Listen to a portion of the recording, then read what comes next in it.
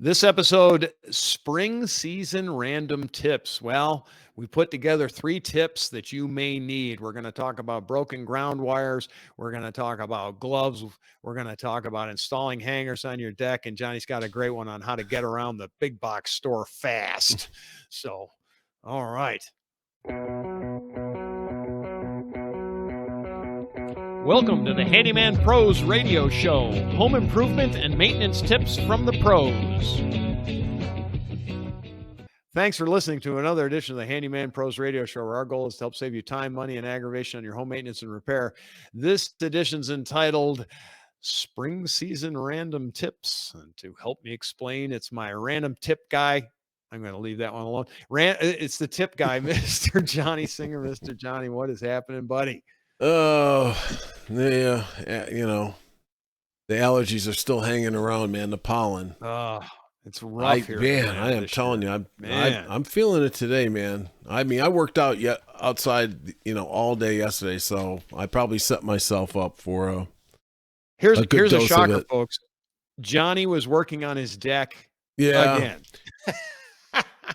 The fun just never stops. It just never stops. So that's going to be one of these tips, by the way. Yeah. So we're going to get to that, but I just laugh because you've heard us talk. If you listen to the show regularly, I must mention that Johnny's working on his deck probably 25 times so far. I'm almost done. Year. I'm almost, I thought I was almost done. You did, and it just is not the case. Good God, man. Really? It's never ending. So anyway, all right. Before we get started, if you would please like and subscribe both on YouTube and on your favorite podcast player. It really helps us get the word out, blah, blah, blah. Questions, comments, or concerns, questions at handymanprosradioshow.com. And we do answer our questions. And so this first tip we are going to talk about actually comes from one of our longtime listeners, Mr. Tan.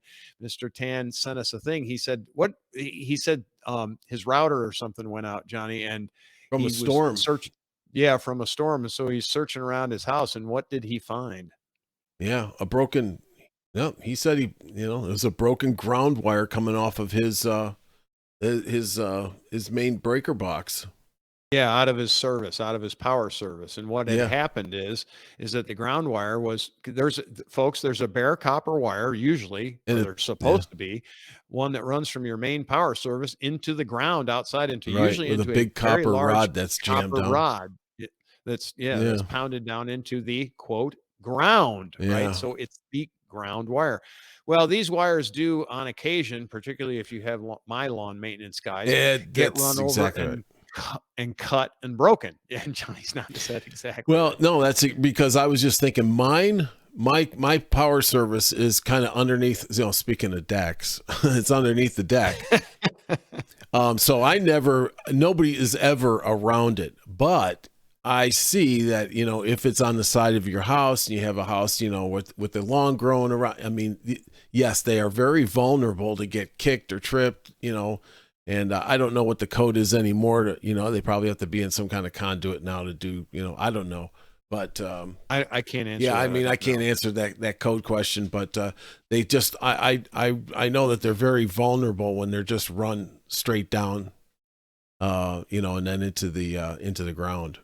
And into the ground. And if they get broken, guess what? You still have a grounded system, probably. Yeah. You want to be careful with that, probably. But let's just say it's not the way it should be.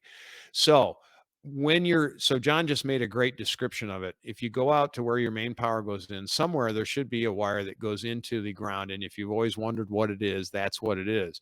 If it is broken, it is a really simple repair. You just have to attach the 2 pieces of wire together or add a new piece of wire into it. Now they use a really heavy gauge copper. It's really, really heavy. It's probably I don't know. It's a good 1/4 inch thick. It looks like to me. Yeah, it's pretty big. But you just have to make sure those things are attached, and you can do that. You can either solder them in, or you can actually wind them together. It doesn't really matter, but they need to be attached, and it needs to be attached to that ground rod. So that's a pretty simple fix. And Tan actually said he fixed his, but and there you go. There's tip number 1, Johnny. I'll just follow on. I think that I think he said that he got hit by lightning or something like that. So, if you do get a surge, um, and something like that happens, I mean, something else is going to take the hit to take Right. that electricity to ground. Right. Electricity is going to find its way to ground It when will it find its has way a to ground. chance. Yes, it will every time if it gets a chance. So But that's just yeah, how it so works. take a look, So that's folks, and make so, sure that yours isn't just hanging there, swinging in the wind there. So agrees. It needs to be yeah, attached. It sure does. So that's the first tip. The second tip comes from me. I'm just going to relate a story, and then John's going to relate some deck stories. So I actually had to change the alternator on my wife's car the other day. I was virtually getting stranded on not the side of the road, but fortunately I landed in a friend of mine's driveway, which was really fortunate. But when I went to do the job, I said to myself, and I did not have my truck with me at the time, so I was alone. And I went down to Harbor Freight, and I was looking at throwaway rubber gloves because the inside of the car area was nasty, right? And the gloves that I do have, my disposable gloves that I have in the truck are the blue ones, and I think they're 5 milliliter, the 5 ml ones. They're not really that thick. And every time I've used them trying to work on a car, they end up getting ripped, and I end up throwing them away. I mean, I throw them away anyway, but they end up getting ripped, and then your hands. What's the sense in having gloves on if your hands get right. because the thing ripped, right? So I'm in Harbor Freight looking at gloves because that was the only tool shop that was actually around my friend's house. And I noticed that they had other gloves available in different thicknesses. So they had 7.5 mil, and then they had 9 mil, and they had 13 mil thickness gloves. And the 7.5 gloves that I actually bought had texture on them, which was actually those were the ones that I bought. They were orange in color, but they had textured fingers. And I've got to tell you, it was really nice to have that textured finger Yeah. because it held stuff better.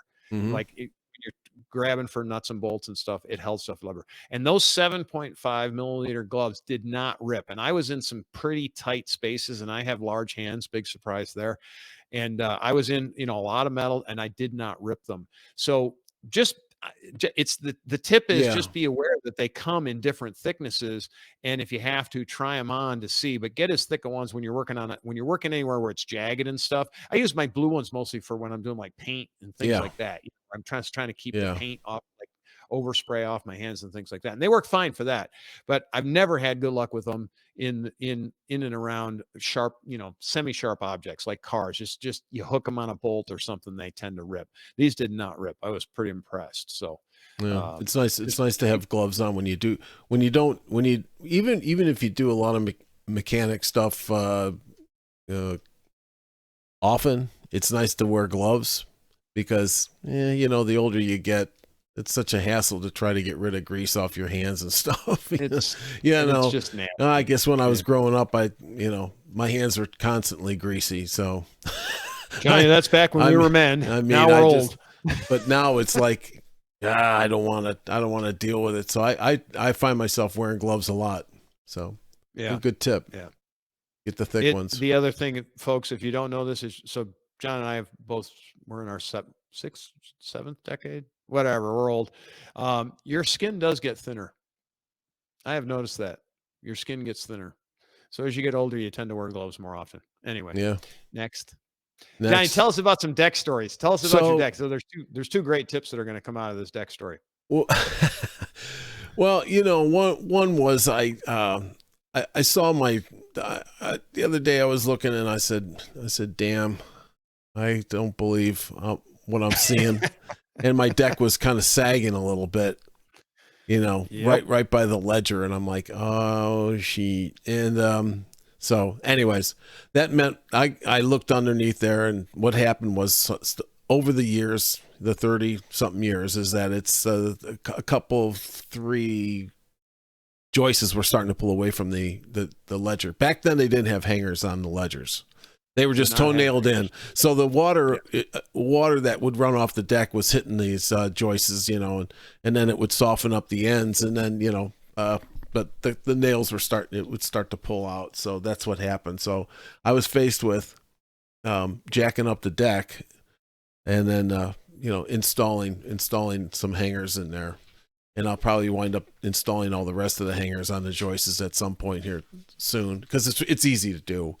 Now, not jacking up the deck and being under it and everything.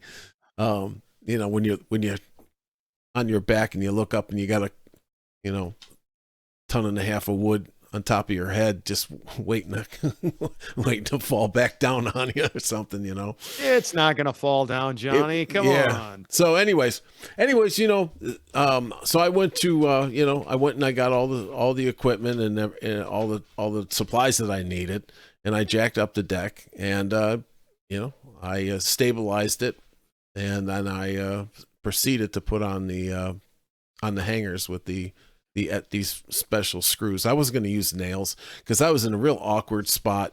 You know, I couldn't swing a hammer underneath there, and that's the way they, you know, most of these guys are putting in those hangers with those specialized nails. Right.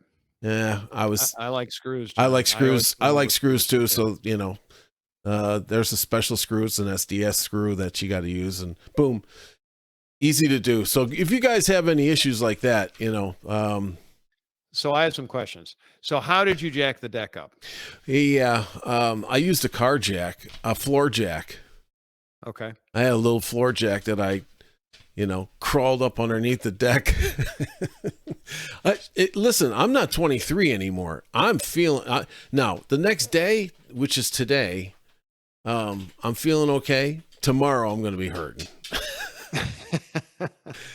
Because I mean, it was, I don't often go into little tight spots anymore. I mean, I was like, I was underneath there and I was, you know, just, I mean, it was cramped. It was just a mess. And I was like, man, this takes me back to being in a 727 in the belly of the thing. And I'm like, man, that's been a long time. That's when I was 23. I can't do that anymore now. But so I used the floor jack and I just put a 2x4 on it, a piece of 2x4 on it. And I put I stood it on end underneath one of the joists, and I proceeded to jack it, you know. And did you put a cross member across and jack hell no, all of them at the same time? Oh, you did each one individually? Yeah. Oh, okay. So because once it started to lift up, the other ones were starting to come up too because of the boards on the top. The boards on top. Yep. So, you know, it wasn't that much of a dip. I mean, it was only three of these joists were the bad ones. And I think I put 6 other hangers on it. But, you know, so once I lifted that one up, but it was sitting there with a 2x4 on top of the jack and underneath one of the joists. And I proceeded to pump the floor jack, you know, and all of a sudden I hear the deck start to move. Yeah, and all the dirt and stuff starts to drop down. It's like, I'm like, oh man, here we go. So I mention it for a reason. So there's a bunch of different ways to do this, right? There are traditional, true, like real true, what you would call a house jack, which is a post that has a flat base, and you put it up and you just screw it out and it goes up and it'll lift it up. Those are really kind of for if you're going to leave the jack up in up against the joist. When I have done this kind of thing in the past, and I've done it multiple times, I usually just take either a piece of 4x4, or I put 2 2x4s on edge, and I'll lay it across all of the joists, and then I'm jacking up more than just part of just one joist. I'm lifting up multiple joists. But I have used those kinds of jacks. I have used a floor jack like John's talking about. From a safety standpoint, if you're going to use the floor jack, make sure that the deck isn't going to collapse on you, which it wouldn't in your case, John, because it was held up by others along the edge. It wasn't going to collapse, but here's what my problem is, and I think, you know, to the point of this discussion right now, is that if you jack the deck up and something slips, now you have a hammer effect that as that deck comes bring itself back down, and you could really have a problem. So what I did is I prepared for that by when I was jacking it up, I had already started those big lag screws with the Torx heads on them. Yep. And I had a piece of 2x4 started with these things, and as soon as it started to come up and about where it was originally, I screwed that in to the ledger right underneath them. So you created a plate. Yeah, basically. So I created a plate so that, you know, I stabilized it. So then the next thing was, let's jack it up just a little bit more. to slide the hanger underneath, because the hanger is very thin. It's, I don't know, a 1/16 of an inch, eighth inch, whatever. Eighth, yeah. And thick. So you just need a little bit between that, and then go from there. But at that point, I knew, hey, even if the deck it wasn't going anywhere. Wasn't coming down. Yeah. Yeah. And I've done this with a bottle jack as well. So like the traditional, that's the other car thing. bottle jack. Either and all of those things will work. I've also actually taken at times, just depending on the situation, and actually screwed, when I talk about the cross 2x4 that goes across multiple joists, screw it in there, and then you can just put it on there. Yes, absolutely. Yes. So I thought about that. My deck just wasn't, there's just one little swell in it, just a little bit. You only had 3. If you have 3 joists out, it's not that much. Yeah. It's really not that much. Yeah. But this is more like if you're really raising. So I've done this with floors and really raised up like almost the whole floor this way.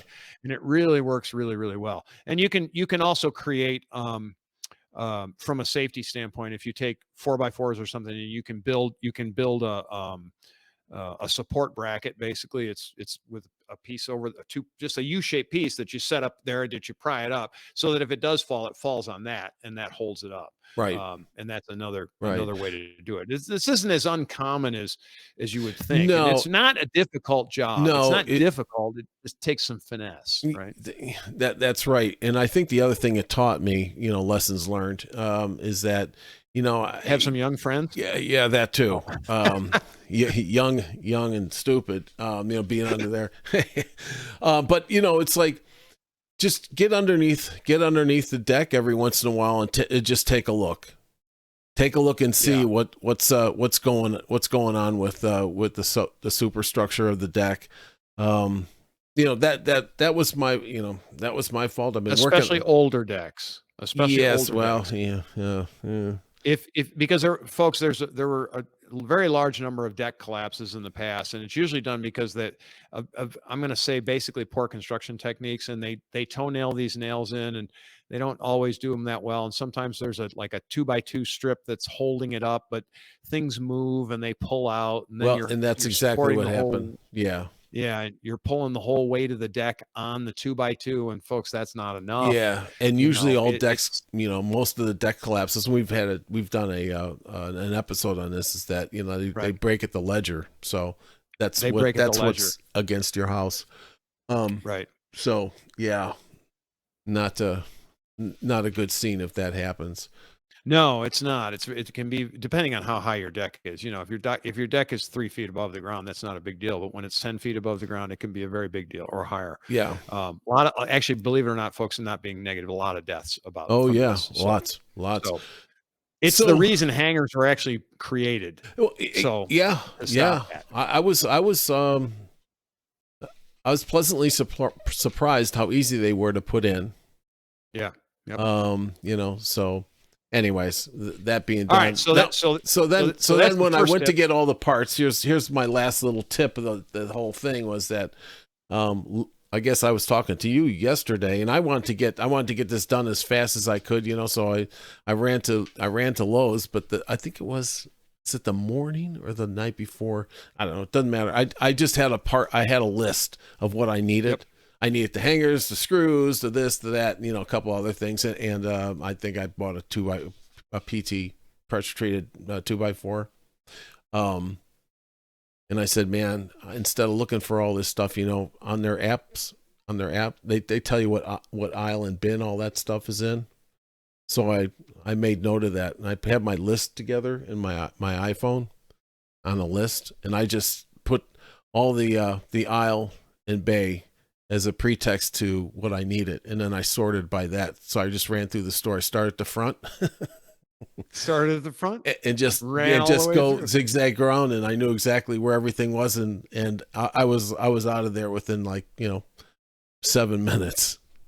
Oh, that's awesome. So I want to go over the nuts and bolts of this. Did you use the lists function on the iPhone? Yeah. And you put so the first thing you wrote in there was like the aisle B, like B17. No, well, aisle 42, bay 24. Yeah. So Okay. aisle 42, bay And 24. I and then the just do, I description. just did 42, 24. Just, Oh, okay. So you put so I four, know. oh, okay. 42, 20. Yeah, Got yeah, it. yeah. Okay. You can use anything, and then then you go and you just go into the little the menu on the top of the list, and it Say says how sort you want it to numerically. sort, and I just sort it by that, and then boom, there you go, and you just start from front to back, or back to front, doesn't matter. It doesn't matter. What door you walked into, right? Right. Exactly. Yeah. You Right. know, It doesn't even matter. All it means is you start at one side and you go through all the way through the way you're supposed to go, which is that's a great, because there's none of this back and forth so mumbo jumbo nonsense. so right? if you try to do this in their app, you'd think that they'd be nice to you and no, they want you to wander and meander around the store, right? To buy Well, more 'cause you'll stuff. buy more stuff. Yeah, Yeah. they don't want you to be efficient. Right. They- Well, right. Of course. they want you to, oh no, I'm looking at the umbrellas, no, I'm looking at the signs, and do I need some more bird seed, all that kind of stuff. No, it's total business, man. I gotta go through that store. So that's a great tip. So arrange them numerically by the aisle and the bin or the section, Yeah. whatever. And you use their app to get that stuff, but then you put it into your own lists and you do it by numerically, and then you say sort numerically, and it puts everything in order. I Yep. really like that. That's a great idea, Yeah. especially if you've got a lot of stuff to get. Oh, that's yeah. the way to do it. 'Cause, Well, oh my God. here's where I found myself before. Some screws are in some place, some screws are in a different place. For instance, the SDS screws, Yep, are in lumber. That's right. Yeah, That's they're right. not in hardware. Correct. Right? Correct. And then the other thing is, it's like what bay, if you don't want to stand there, like you go from construction screws to deck screws to this screw to that screw, and then you're going back and forth. It's like, no, just give me the bay. I know what I want. Just give me what the bay is. Yeah. Yep. So I can go Yep. right to it, boom, boom, boom, Yep. and go all the way through there. So that's, I was like, yeah, I had like about, I don't know, 8 things to get maybe. And I just flew through there. Yeah, it's enough. It's just, especially when you're not really you don't want to spend. Well, I wanted to get this this project done, and I didn't want to spend, the extra hour just meandering around and, Around the store. Yeah. because you know how it is every time we've done episodes on this too. When you go into the big box store, the biggest hassle of it is just to get in and out. It just seems Really? like, right? Well, it really is, because, gosh, there's just, I don't know. I'm not picking on them, but they're just, they're understaffed. You have to use we've already done a show on using their apps, which their apps are really good. Yeah, their apps are good. You can't, you don't. My suggestion is don't go into the store without having those apps on your phone. I agree with that 100%. And a lot of things, like, just for example, I always use this one because this is really true. If you're looking for a pressure relief valve, not that Yeah. I've been looking for pressure. Where they keep those in the aisles is usually way down low, kind of out of visual range, right? It isn't, Yeah. it's visual, but it's on the very bottom shelf. I'm a tall guy. And for me, I just don't see it, right? I'll be honest. I mean, when Yeah. it's sitting basically on the floor, I don't see it. And so, and plus the boxes are very nondescript. They generally don't have a picture on them even. It's just like a number. So you have to know what you're looking at, right? But if you use the app, it gives you the bay, right? And so now you're within at least, what are the bays? 6 feet maybe? Yeah. If that even, right? So you're within, it's there. And if it isn't there, yeah, then you're either, most of the time you're not seeing it, and you have to dig a little. So it's hugely. Yeah. And I'll tell you, in our kind of line of country here, just doing what we do multiple things. So it's not like we're electricians and we're always going to the electrical aisle.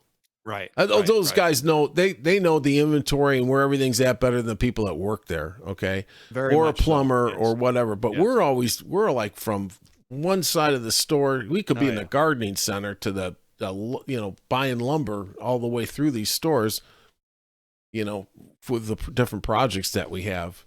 And I always, like I said, always have these apps on your phone, because it'll tell you, let them do the work of their inventory control. Their inventory control is pretty good. Okay, It's pretty good. I mean, it's pretty good. When it says that it's in bay aisle something, bay something, it's usually there.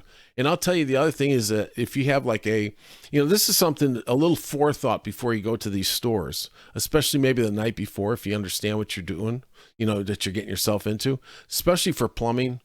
And, exactly. It's a headache, right? So it's the plumbing, if you're trying to get faucet parts, things like that, man, you can spend, if you don't know where the stuff is, you can spend an hour just looking for it.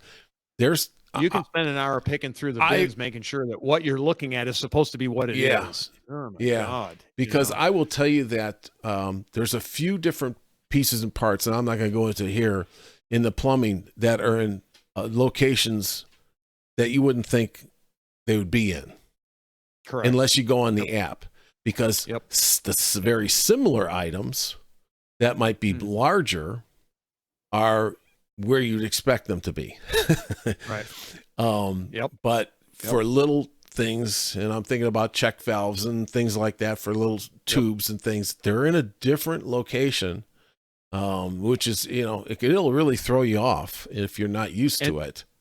And the organization of each individual branded store, meaning a Home Depot or Lowe's, I don't know about a Menards, but they're different.